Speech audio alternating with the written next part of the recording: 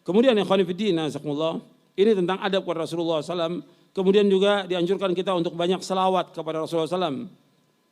Kita disuruh untuk membanyakkan salawat kepada Rasulullah SAW. Inna Allah wa malaikatahu yusalluna ala nabi, ya ayyuhalladzina amanu sallu alaihi wa sallimu taslima.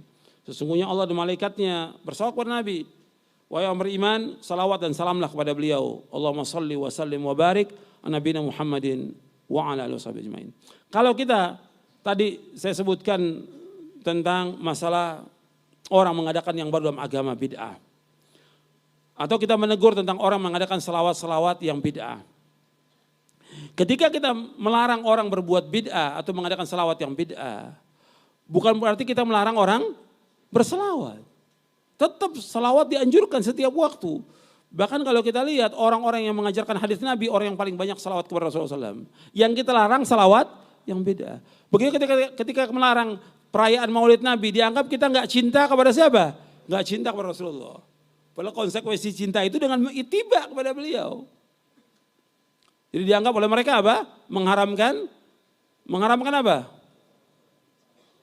Mengharamkan selawat. Sama seperti kita melarang orang baca Al-Quran di kuburan, bacaan Yasin waktu tahlilan. Karena memang nggak ada contoh. Kata mereka apa? Kalau salaf melarang orang baca Quran, kata mereka. Kesimpulannya malah kita menganjurkan orang baca Quran, tapi baca Quran di kuburan nggak ada contohnya dari Rasulullah SAW, nggak ada dari sahabat yang disuruh baca Quran kita di rumah, terutama surah Al-Baqarah. Dalilnya apa? Nabi bersabda SAW, la taj'alu buyutakum maqabira inna syaitana yanfiru minal baiti alladzi tuqra'u fihi suratul Baqarah. Akhrajahu Muslim. Kata Nabi SAW, jangan kamu jadikan rumah kamu seperti kuburan. Sesungguhnya setan lari dari rumah yang dibacakan surah Al-Baqarah. Kita katakan nggak ada baca Al-Quran di kuburan. Kata mereka, kalau salaf itu melarang orang baca Quran. Nggak disebutkan kuburannya, dilarang baca Quran. Ketika kita larang tentang tahlilan, nggak ada contoh dari Nabi. Salaf nggak boleh kita baca Yasinan. Padahal kita mengatakan contohnya nggak ada dari Nabi. Kan kita harus beradab kepada Rasulullah. Adabnya kita kepada Rasulullah, kita mengikuti apa yang beliau contohkan, kita tinggalkan apa yang beliau tidak contohkan dalam agama. Dan orang ketika melakukannya jelas mengharapkan ganjaran. Kalau mengharapkan ganjaran berarti ibadah. Kalau ibadah harus kembali kepada apa? Contoh, kembali kepada dalil, ada atau tidak. Jadi kadang-kadang orang mengembangkan seperti itu dan banyak orang terpengaruh. Jangan ikutin tuh ajaran itu. Karena apa? Sesat, orang gak boleh baca Quran. Gak boleh baca Quran, la haula wa la quwwata illa billah.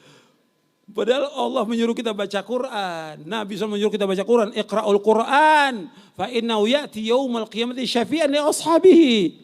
Akhrajahu Muslim. Kata Nabi, bacalah Al-Quran. Al-Quran akan memberikan syafaat pada hari kiamat bagi orang yang membacanya. Al-Quran. Bahkan kita menganjurkan untuk menghatamkan Quran, menghafalkan Quran. Tapi kesimpulan mereka singkat aja.